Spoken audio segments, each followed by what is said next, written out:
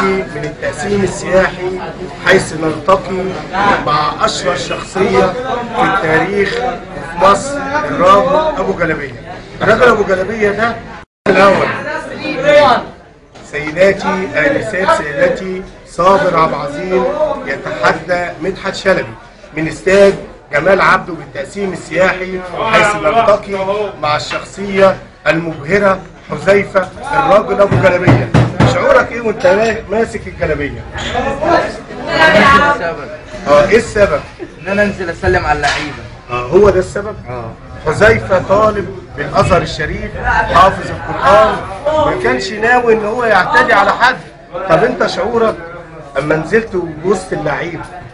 الطلب ده كنت نفسي يتحقق من زمان. وهي كانت فرصه. يعني انت ما اذيتش حد هناك؟ لا، انا نزلت باحترام ونزلت باحترام. في نهايه حديثي تحب تسمع ايه؟ أغنية مصر. يا حبيبتي يا مصر يا مصر يا حبيبتي